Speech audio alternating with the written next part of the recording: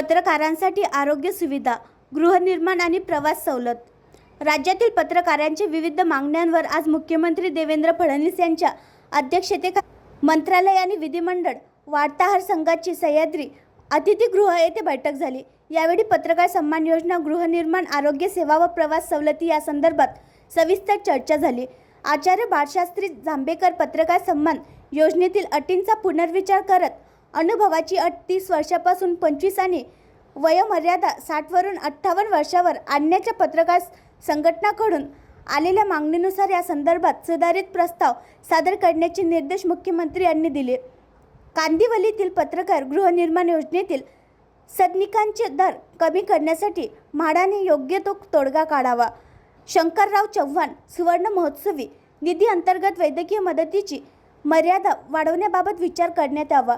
तसेच महात्मा फुले जन आरोग्य योजनेसोबत सुसंगत योजना तयार करून याद्वारे पत्रकारांना आरोग्य सुविधांचा लाभ मिळावा यासाठी आवश्यक निर्णय घेण्याचे मुख्यमंत्र्यांनी सांगितले. अधिस्वीकृतीधारक पत्रकारांना एसटी महामंडळाच्या शिवनेरी व शिवाई बसमध्ये सवलत देण्यासंबंधी योग्य निर्णय घेण्यासाठी मुख्यमंत्र्यांनी सांगितले. मंत्रालय प्रवेशासाठी सुरू करण्यात आलेल्या फेशियल रिकग्निशन प्रणालीची अंमलबजावणी येत्या 15 दिवसात पूर्ण करण्याचे निर्देश देखील त्यांनी दिले. या बैठकीस मुख्य सचिव, पोलीस महासंचालक, अप्पर मुख्य सचिव, प्रधान सचिव तसेच मंत्रालय व विधिमंडळ वार्ताहर संघाचे पदाधिकारी उपस्थित होते.